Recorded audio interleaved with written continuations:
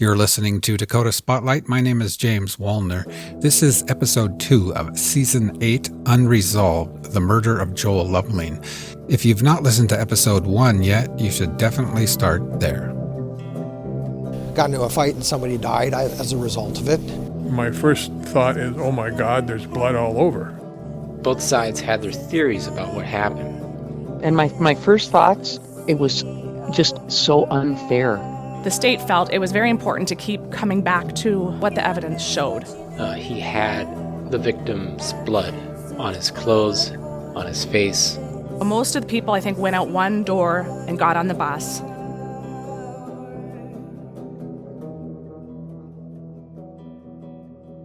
The following is from a police report submitted by Sergeant Mike Ferguson of the Grand Forks Police Department.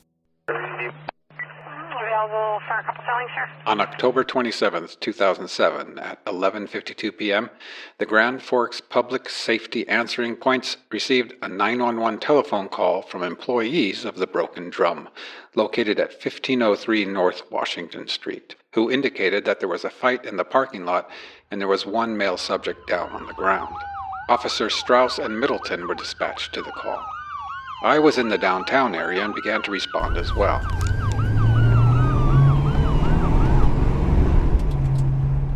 At about 11:55 p.m., we received another call from employees of the Broken Drum, indicating that they did not think that the male subject was breathing. We were then informed that CPR was in progress. Officer Middleton was the first officer on scene, and Officer Strauss was second. I arrived as the third officer on scene at about 11:57. Upon my arrival, I noticed a large group of people in the outside parking lot of the bar, located to the north of the building. I noticed Officer Middleton kneeling by a male subject lying on the ground, and I could see that he was performing chest compressions. I ran over to assist, and I immediately noticed that the male subject on the ground had severe head injuries. His head was totally covered in blood, making it very difficult to see facial features. The male subject was of a larger build and was wearing a green UND sports jersey. He was laying flat on his back with his head pointing or nearest North Washington Street. The male subject was unresponsive as Officer Middleton continued chest compressions. I attempted to check for a pulse but could not feel one. Officer Strauss was standing next to us, and I asked if either officer had a mask so I could be giving rescue breaths. Officer Middleton said he had a mask by his leg. At this point, I took over chest compressions, and Officer Middleton attempted to give breaths when appropriate.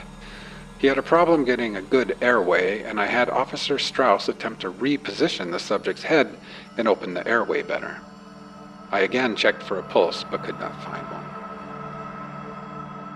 We continued with CPR, and at this point, a male bystander came up to offer assistance. I told him that was not needed, but if he had witnessed anything, he should wait for officers to speak with him. I notified PSAP that we would need more officers as the group of witnesses was large and the injury to the subject looked very serious. I could hear a female crying close to us, and at one point observed 2 or 3 females standing by the front of the cars we were next to. One of the females was crying loudly.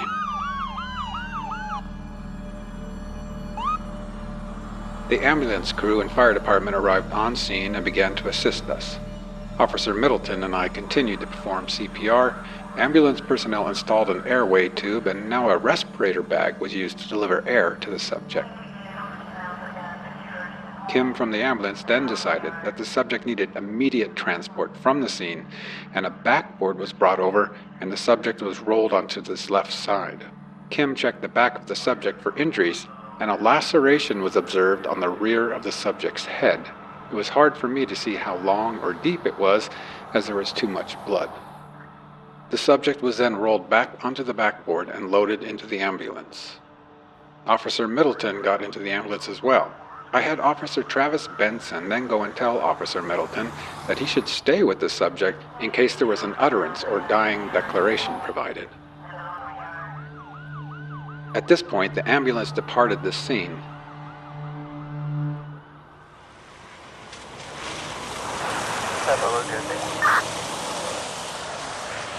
Pepper. By now, other officers had arrived on scene, and our task turned now from life safety to securing the crime scene and locating witnesses and or the persons involved in this incident.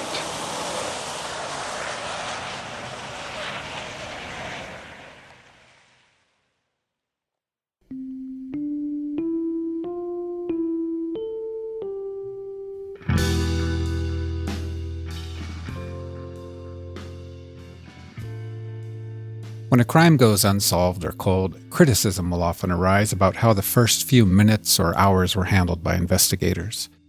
We've heard on true crime TV how important the first 24 or 48 hours are, and depending on the type of crime, there may be evidence to be preserved or witnesses to locate, roads to be closed, and so on. Sometimes the criticisms seem almost contradictory. If things move too methodically and slowly, we're frustrated, and maybe we feel the bad guys are going to get away. Come on, you cops, move quicker. If things move too quickly, and especially when not in the direction we think they should or should have, well then we say there was a rush to judgment or investigators got tunnel vision and focused on the wrong person. The reason I'm bringing this up to you now is in this episode, I want to walk you through the first 2 or 3 hours of this investigation to help us all understand something. How the sense of a ticking clock and the very rapid progression of this investigation, combined with other factors, all contributed to a situation where within a couple of hours, police already had 3 strong persons of interest. And none of these 3 were Travis Stay, the man in a yellow costume who would ultimately be put on trial. To make things a little easier to follow, I'll begin by referring to these 3 persons by their Halloween costumes. These 3 were a clown, a cowboy, and a hunter. And there were others that came across the police radar that night too, including a gangster, a bum, a joker, a penguin, to name just a few. But it was these other 3 that they focused on first. A clown, a cowboy, a hunter. I feel it's very important to shed insight into those first few hectic hours of the investigation, including the full context of what police were told by witnesses. You might say some honest mistakes were made by both witnesses and police. I say honest mistakes not to protect anyone, but because I believe these were just, well, not even mistakes, really, just very confusing events made even more confusing by the need to move quickly, not to mention that many witnesses were incredibly intoxicated. This is important for us to understand because speculation of guilt or involvement towards the cowboy, the clown, the hunter, and others has never really dissipated. In fact, when I was in Grand Forks recently for this story, the first random person I spoke with told me, "Oh, you're working on that story? Everybody here knows the cowboy did it, maybe the clown." We should ask ourselves, what is this lingering suspicion based on? I believe it's based on 2 things. Number 1, the outcome of the Travis Stay trial. Travis Stay was found not guilty, and his defense attorneys raised considerable suspicion about the behavior of the cowboy and others. Number 2, the Dateline NBC production about Joel's death. Dateline spent time and focus and drama highlighting the different ways that the clown, the cowboy, and others acted suspiciously. And that does make for good tension and suspense. But they did not do as good a job as offering all the evidence or even common sense that indicates their non-involvement or innocence. Is Dateline entertaining? Of course it is, that's why we watch it. It's also a 1-episode production about a very complicated story, a production intended to be as interesting and suspenseful and entertaining as possible. Between the trial of Travis Stay and the Dateline production, I believe this lingering suspicion towards the cowboy and others is largely rooted in incomplete information, fragments of the story. But the cowboy and the clown, the hunter, and others are real people. Travis Stay had his day in court, 14 days actually. He had a resolution to what must have felt like a nightmare to him. But these other individuals who have never been charged for this crime or even arrested for it were somehow judged anyway by the community around them. And obviously they're still being judged to this day. And that's why we're going to take a methodical look at the first few hours of this investigation to give you the full picture of how and why the initial investigation focused so sharply on the clown, the cowboy, and the hunter. It might not be quite as suspenseful or dramatic as Dateline's production, but it will be more detailed, factual, and I think more honest. I feel good about that, and I hope you do too. So, we'll continue with our pursuit of the truth after this. Life here isn't always so nice, don't you know?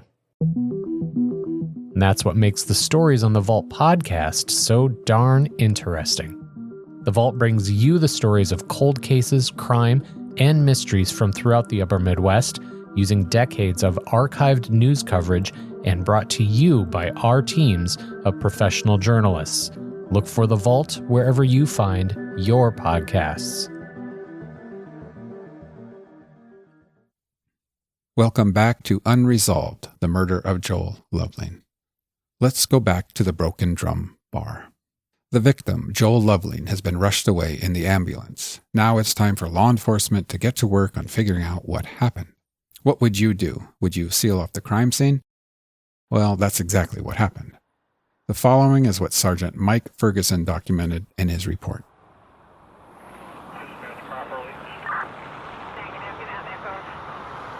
Due to the time of night and Halloween season, the bar was full of patrons and many were wearing costumes. I could see it would be a task to identify all the potential witnesses due to the large number of patrons.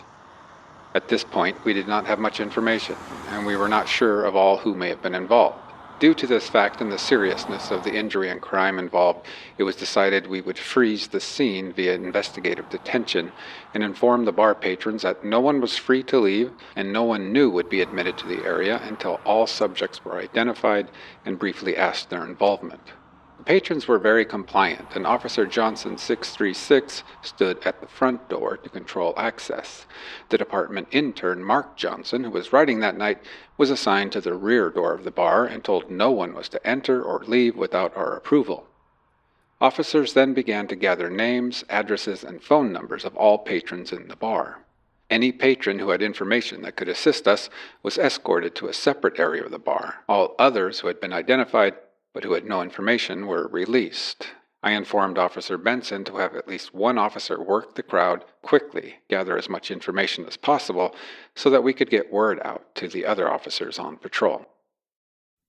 So the scene is frozen and there are multiple officers interviewing the many bar patrons and potential witnesses. In fact, there are 63 bar patrons present, as well as 6 staff members of the Broken Drum. Again from Ferguson's report. I then returned to the parking lot and ensured the scene was secure, and Officer Nichols was posted there to make sure it stayed that way until investigators arrived. The outside parking lot was not well lit. There were 2 outside lights mounted to the north side of the bar, but that was the only lighting. In looking at the scene itself, I could see a dark-colored baseball cap lying on the ground, some gambling chips, a large pool of blood about 2 feet in diameter, and a yellow and black cloth that looked like a 3-toed foot from some kind of Halloween costume. The parking lot was full of cars, and several patrons asked about getting their cars out of the crime scene. But we decided not to allow that, and the patrons then found alternate transportation from the bar. And then this happens. Sergeant Ferguson gets a call from Officer Middleton, who rode in the ambulance to the hospital. Joel Lovelien has been pronounced deceased. It's officially a homicide now, and at this point, all we know is that some kind of attack or assault or fight took place in the parking lot, and one man is dead. Luckily, investigators immediately get a great lead. Officer Johnson has just learned something from a bar patron, a man named Swanson. This guy Swanson explains that as he and his wife were pulling into the parking lot, they witnessed the fight. Swanson says it looked like more than one person involved in the fight jumped on a yellow party bus, and the bus left. Patrol is informed immediately to keep an eye out for yellow school buses around town. And then a new tip comes in. The bouncer at the Broken Drum, a guy named Chris, he tells the team that before Joel was discovered in the parking lot, a bar patron dressed up as a cowboy came in the front door and told him that there'd been a fight outside and the bus was going to leave. He was wearing a very big belt buckle, jeans, and a cowboy hat. More information comes in. Things are moving quickly. This too from Officer Johnson's work. He's spoken with a young woman named Jennifer Holter. Jennifer has information about the bus. This is how Officer Johnson described his interaction with Jennifer Holter. Jennifer Holter approached me. She stated that she had arrived on this party bus that the 3 suspects possibly left in. She stated that her sister was presently on it. I asked her if she knew any names of the people on the bus. She stated she only knew 3 names: John DeZiel, Heather Holter, and Bryce Larson. She told me at that time that Bryce Larson had been the one who organized the bus, and she believed that the bus was headed to Stormy Sledsters, which is a bar located in downtown Grand Forks. Several units headed to the downtown area to try to locate the subjects, or the bus. I then asked Jennifer to stand by and not to leave the bar, as we'd need further statements from her. Suddenly, new leads. This time, Officers Benson and Schauer have hot new information. They've spoken with 2 patrons, Michael Palma and Patricia Luigi. Palma and Luigi say they witnessed an argument between the victim, the man in the green hockey jersey, and a man dressed as a clown and a woman dressed as a wench or barmaid. These 2 witnesses say that the man in the green jersey, the clown, and the woman all left together out the back door just prior to the victim being found beaten. Sergeant Ferguson adds a male clown and a female wench or barmaid to the list and gets word out to patrol. Keep an eye out for a clown, maybe on a yellow bus, maybe with a cowboy. And now suddenly this, too. Remember Jennifer Holter, the girl who said she'd been on the bus? She approaches Officer Benson. She says she just spoke with her sister, Heather, on her cell phone. Heather and the others from the bus are now downtown somewhere, and word is getting around town that a man died at the Broken Drum after a fight. Jennifer Holter tells Officer Benson that her sister Heather told her on the phone that she knows who killed the victim, but she didn't say who. And so Sergeant Ferguson speaks with Jennifer. The following is from his report. At this point, I went and took Jennifer Holter into a back room of the bar to speak with her about what she may know. Jennifer Holter told me she had received a phone call from her sister, who had just left the bar when the incident took place and had boarded the bus with her boyfriend for Stormy Sledster's bar. Jennifer Holter said her sister told her over the phone she knew who had been involved in the fight, and Jennifer got the impression it was her sister's boyfriend, John DeZiel. And John DeZiel's Halloween costume? He was dressed up as a clown. I asked Jennifer if it would be like John DeZiel to get involved in something like this, and she said yes, because he is very confrontational. Jennifer did not know where either Heather or John were at this time, but they lived in Oslo, Minnesota. Jennifer then told me that the person who had coordinated this bus event was Bryce Larson, and she gave me a phone number. Jennifer told me Bryce was wearing a cowboy outfit that night with a big hat and a big belt buckle. I then went and tried to call Larson to see if we could locate the group he was with, and hopefully John DeZiel and Heather Holter. A male subject identified as Bryce Larson answered the phone when I called. I told Bryce who I was and why I was calling. Bryce sounded intoxicated. Bryce became very angry when told about the incident, and he was very uncooperative. When he heard about the seriousness of the injury, he said, "No way." He then became very angry, saying stuff like all he wanted to do was have fun and people had to go and ruin it. Bryce would not tell me where he was or any other people in the bus group. I explained the seriousness of the investigation and how he was hindering that, but he said no way would he talk with me or tell me where he or any other person in the group were. Bryce then began yelling and talking in a rambling manner and started to yell so loudly I had to terminate the call. Bryce did mention he was downtown in the street somewhere and not inside a bar while he's speaking with me.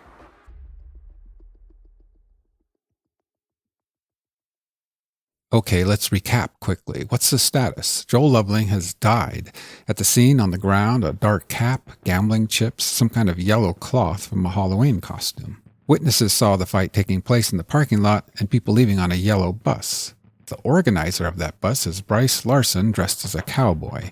Cowboy Larson knows something about this attack because he told the Broken Drum bouncer that there'd been a fight and that the bus was going to leave. Cowboy Larson would not cooperate at all on the phone. He sounded very intoxicated, wouldn't tell you exactly where he was or the names of anyone. And then there's this clown, John DeZiel. He's the boyfriend of Heather Holter, Jennifer Holter's sister. Jennifer is still in the bar, but Heather left with John the clown and others on the bus.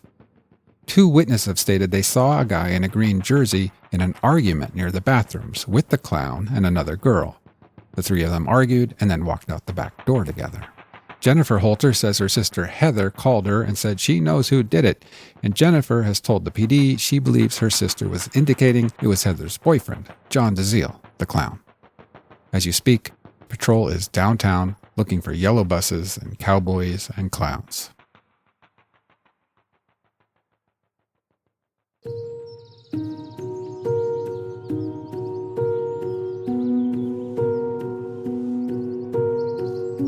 Meanwhile, some 800 miles to the west in Bozeman, Montana, Joel Lovelien's sister, Erica, and her husband had been hosting a Halloween party of their own that night.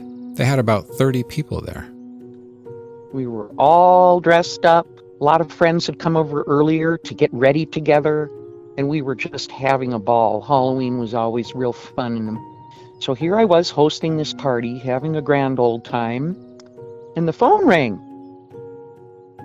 Erica's husband answered the phone. It was Judy and Terry, Erica's mother and stepdad. They wanted to talk to her, so he handed the phone over to Erica. And they were calling to let me know that Joel had been killed in Grand Forks. They didn't know any details at that time, but they were leaving for Grand Forks tomorrow. So I lost it. I took the phone, I went into the bedroom, I slammed the door, and my poor husband had to disband the party and kind of explain something's happened, we don't know what, we're sorry, but everybody, we need to clear out. There's something terrible that's happened. But I didn't know Joel to be an alcoholic or a heavy drinker or a fighter. So I could not wrap my head around what happened. I just thought there had to have been some terrible accident. And my first thoughts, it was just so unfair. I don't know why. I felt it was unfair because everything was going so right in Joel's life at that time. Just great relationship with his daughter, a job he loved, and Heather had come into his life, and he had just become engaged the month prior. And my stepdad Terry took their engagement photos right alongside the Red River there in Grand Forks, and that was the month before he died. And they were making wedding plans, and my stepdad was going to cook brisket, and they were just full on planning the next phase of their lives together. And it was an exciting, wonderful time. And I thought, what timing? How unfair is this? Just dangle everything in front of them and then rip it away. And I even felt it should have been me, not him. Maybe that's the big sister talking, I don't know.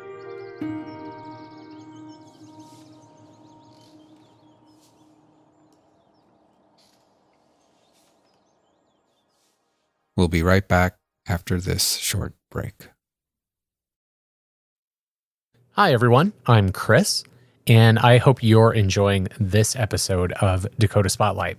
If you are, and you like deep dives into these kinds of intriguing stories from right here in the upper Midwest, then I really think you should check out the Vault website. You'll find a treasure trove there. You'll find articles written by professional journalists drawing on decades and decades of archived news footage. You'll find this podcast along with the Vault podcast, and that's hosted by the amazing Trisha Turinskas. And if you're like me and you love historical photographs, you'll find tons of those there too. It's really worth your time to give it a look. Just go to inforum.com/thevault. All one word, the vault.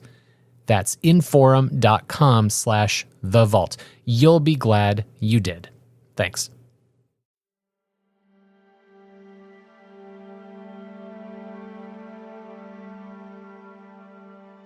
Welcome back to Unresolved, the murder of Joel Lovelien. The following is based on a statement made later that early morning by a bus driver. I should note that this bus driver is not the driver who drove our yellow bus to the Broken Drum Bar. This man drove a different yellow party bus that night.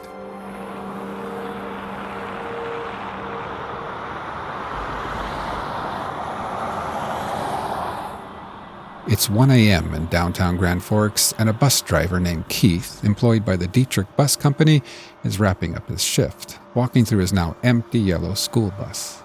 He's checking to see if any passengers left anything behind. Earlier, a cop had found him and asked him if he'd been at the Broken Drum bar that night. He hadn't. Apparently, a terrible beating took place over there. Keith notices a figure approaching outside. The next thing he knows, this person is sitting in a seat on the bus up at the front. It's a young man dressed up as a hunter. He's wearing camouflage, an orange vest, a hunter's hat. The hunter speaks. He says, "Where are we headed to next?" "I think we're done for the night," Keith tells him. The hunter speaks again. He says, "We were at Buck's bar earlier, right?" Keith realizes then that this was not one of his own passengers. "No, I think you got the wrong bus." "Well," the hunter says, "do you think you could take me home? I can give you $20. He opens his wallet but comes up short. "Well, I can write you a check when we get to my place."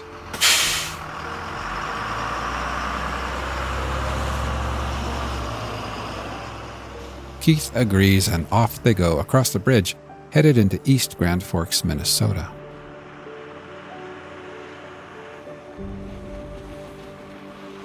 As they approach the man's home, the hunter speaks again.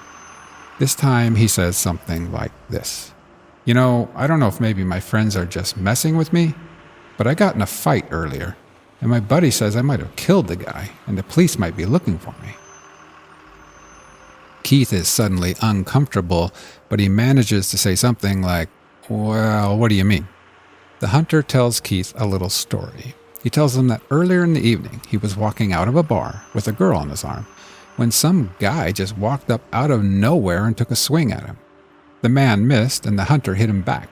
Now his buddies say he might want to go home and lay low because word's getting around that the guy died and the cops might be looking for him.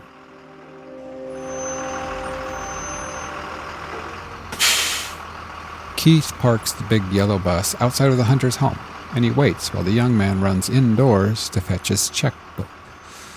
The hunter returns, writes out the check, and hands it to Keith. Before leaving, he says, "If anyone asks you, I didn't do nothing wrong, man. I didn't do nothing wrong." Keith watched the hunter return to his home before looking down at the check in his hand. In the corner was the name James Wavra. A few minutes later, Keith called 911 and then made his way to the Grand Forks Police Department to make his statement. And with him, he brought along that $20 check with the name James Wavra printed in the corner.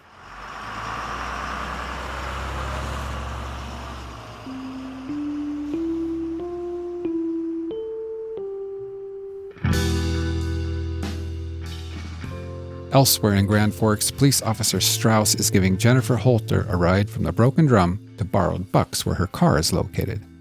Along the way, Jennifer gets a call from her sister.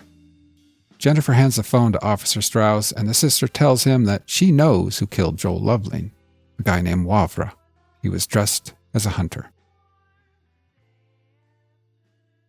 The clown, the cowboy, and the hunter were all located and interviewed that night, all three of them.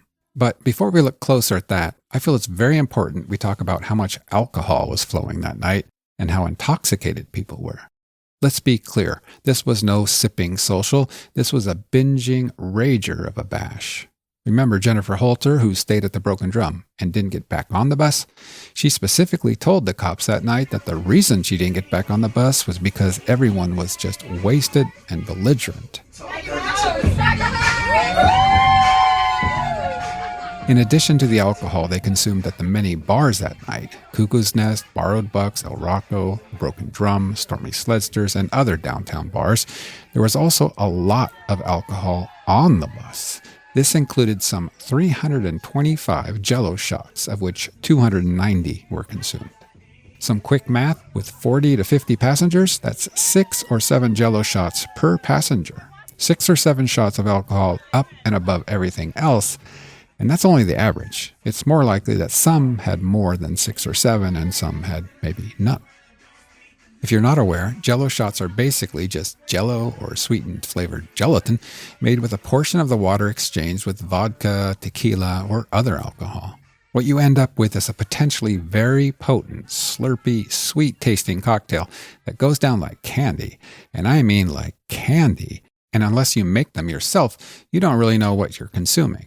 Maybe it's vodka, maybe it's tequila, maybe it's something else. One thing is certain, though, Jell-O shots are a surefire, fast pass to intoxication. And remember how I told you that Travis states he blacked out at the Broken Drum? Well, he wasn't the only one. When reading these police files, I've been struck by the number of passengers on that bus who claim to not even remember being at the Broken Drum at all. And I'm not talking about the clown and the cowboy and the hunter, just random passengers. Now, I don't know if you have ever been around extremely intoxicated individuals, but I have. And in my view, much of the behavior you will now hear about might easily be attributed to extreme intoxication. Extremely intoxicated people do things they would not ordinarily do, and no two people react exactly the same. Some forget things, some get angry, some get aggressive, others get passive and emotional, happy, sad, remorseful. This is important to keep in mind when we focus on the behavior of the cowboy, clown, and hunter as they were approached, detained, interviewed by cops investigating nothing less than a homicide. No, I'm not suggesting alcohol is an excuse for erratic behavior, but I am suggesting alcohol is an explanation for some of it. I'll let you form your own opinion, of course, as you should.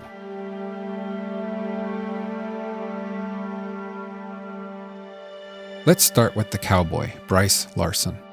At the Broken Drum, Officer Shower spoke with Jennifer Holter and got a description of Bryce Larson. Officers Shower and Johnson teamed up and drove downtown to see if they could locate Bryce Larson. At the intersection of 1st Avenue North and North 3rd Street, they caught sight of someone fitting the description. The man was walking along the sidewalk with another male wearing a sombrero. The officers parked and attempted to catch up with them. "Stop, police," they called. But the men just kept walking. When they did finally catch up to the two men, Shower and Johnson ordered them to stop. When asked for a name and ID, Bryce Larson didn't really feel like cooperating. He told them that his last name was Whippler, not Larson, and he said he didn't have his ID on him. Bryce Larson says he doesn't know anything about a fight. And of course, unless he's forgotten or blacked out, this is a lie. We know that because Bryce had told a bouncer at the Broken Drum about a fight earlier. The other man's name was Kyle McMahon. The police officers took both men back to the squad car to talk to them in the back seat. Bryce Larson is not a happy camper at this point. He's drunk, he's angry, he wants to argue about anything really. Law enforcement noticed no injuries on the cowboy, no cuts or bruises on the knuckles, no blood. Nothing that indicates he's just been in a violent assault. But Bryce Larson gets loud and a bit physical, yelling and pointing fingers. He is then handcuffed but not put under arrest. Officer Johnson wrote the following in his report. At that time, the males were voluntarily transported to the police station for further witness statements and possible interviews. At that time, I spoke with Kyle McMahon, who appeared to be extremely intoxicated. He had trouble keeping his balance and standing up straight. Because Kyle was so intoxicated, it became clear to me that an interview at that time was probably not the best option. I gave him a written statement form and asked if he could complete it to the best of his ability.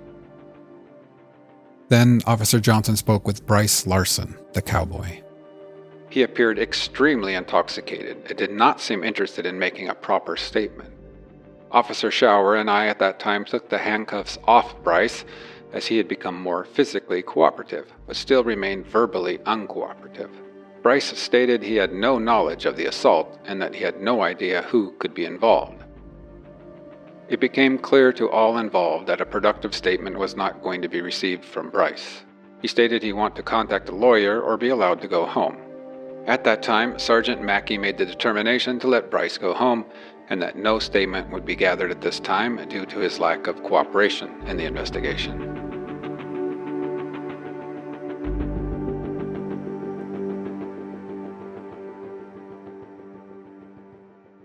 But during that first drunken interview, the cowboy did ask something that was undeniably very pertinent and important and curious. He said, "Was the victim a man in a green hockey jersey?" And immediately one wonders, why did Bryce Larson ask if the victim was in a green hockey jersey, unless of course he was there, witnessed something, or was involved? And you can rest assured that later on in the Travis Stay trial, his defense lawyers will point this out too. Bryce Larson will have a logical explanation for this question later when he's sober, but this question at the time, was the victim wearing a green UND hockey jersey? It's just one of several details that contributed to demonstrating reasonable doubt in the Travis Stay trial.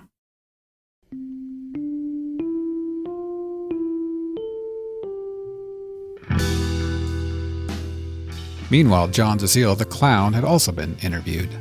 He'd been picked up downtown too by officers, and he seemed to have no idea what was going on.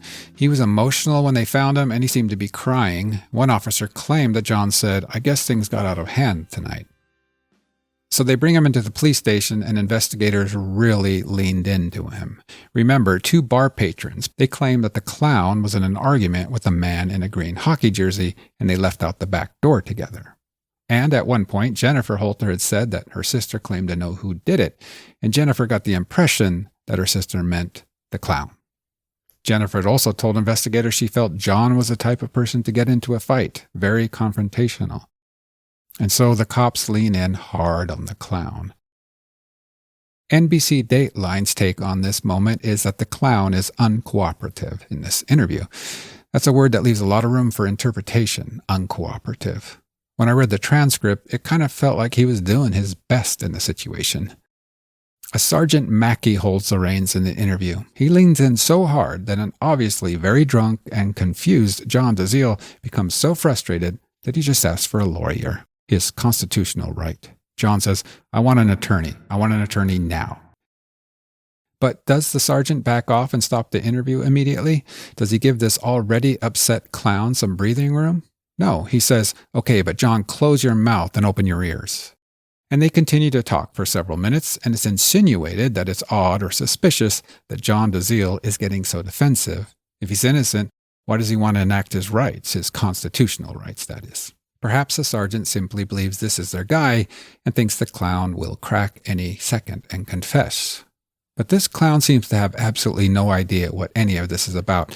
He seems totally ignorant of what's going on and very angry that he's being made to feel accused. He's already asked for a lawyer, and yet there he sits. And his only concern? His only request is to get his girlfriend's jacket back. She'd left it on the bus.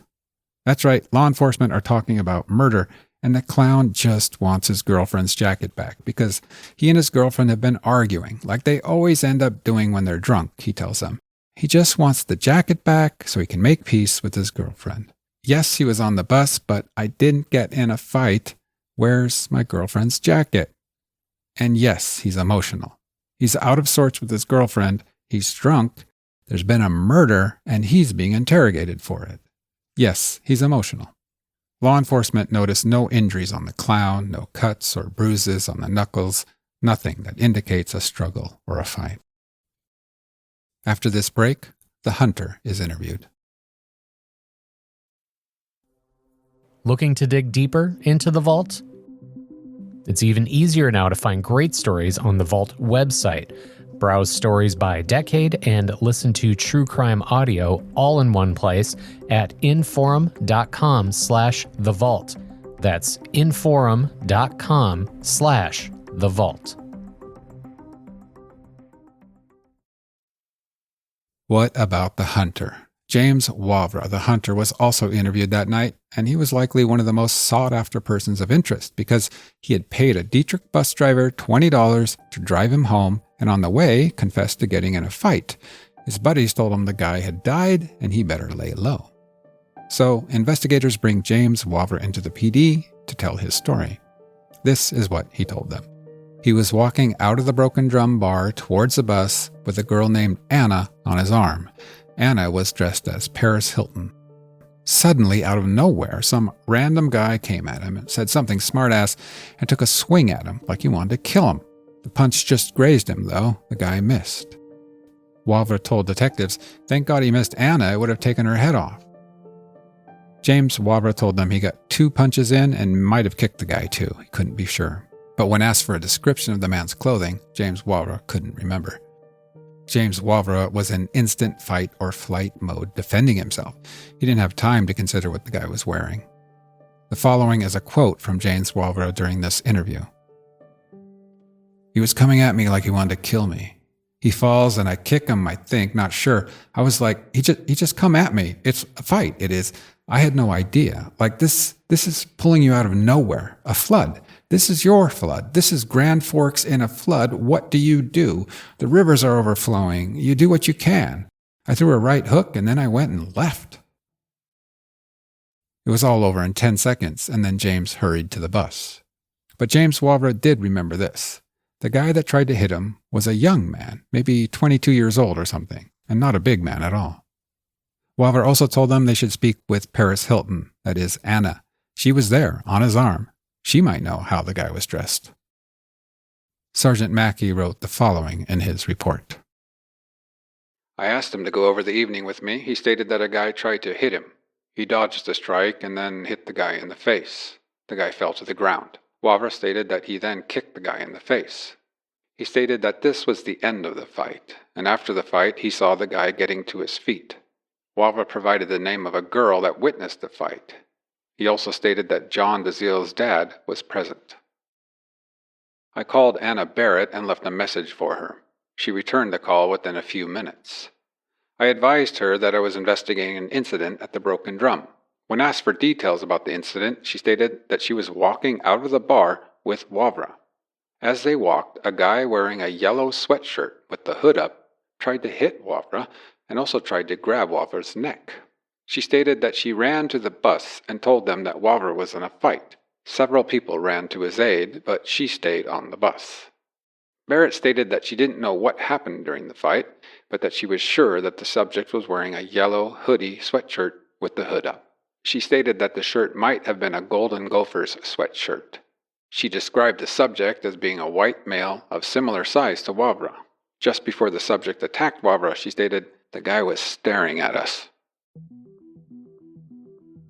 A yellow hooded sweatshirt, not a green hockey jersey.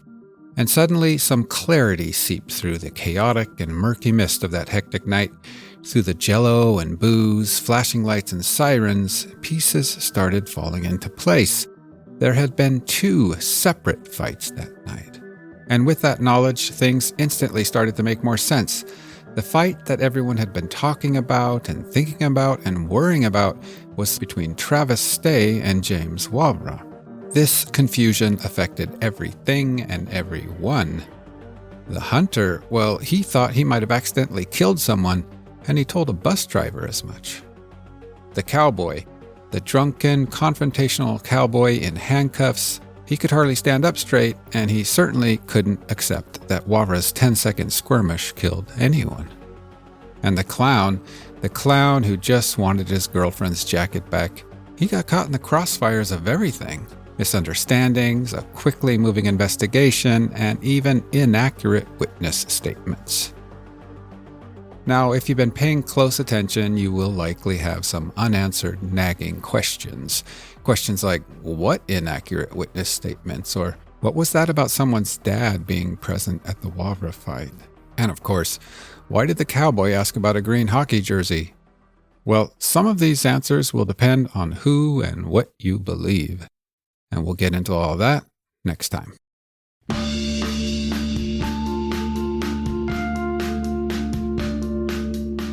Dakota Spotlight is a production of Forum Communications, researched, written, and produced by me, James Wallner. I also do the sound editing. Our podcast network manager is Chris Kurzman. Madison Hunter, our social media specialist, and Jeremy Fugelberg, our editorial advisor. To see photographs, documents, security video, and other member-only content about this season, head over to either inforum.com/unresolved or grandforksherald.com/unresolved. Want to support the show? We are entirely funded by members of Forum Communications Company. To become a member and support the show, go to inforum.com/subscribe.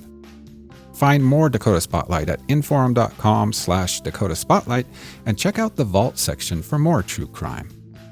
Don't miss the awesome Dakota Spotlight Facebook group. To join, go to facebook.com/groups/Dakota Spotlight. Finally, some music this season was generously granted again by Wowza in Kalamazoo and Hand Turner. Touch me, I will never check them out at wowzaincalamazoo.bandcamp.com and handturner.bandcamp.com. Once again, thank you so much for listening to Dakota Spotlight. I'll see you next time.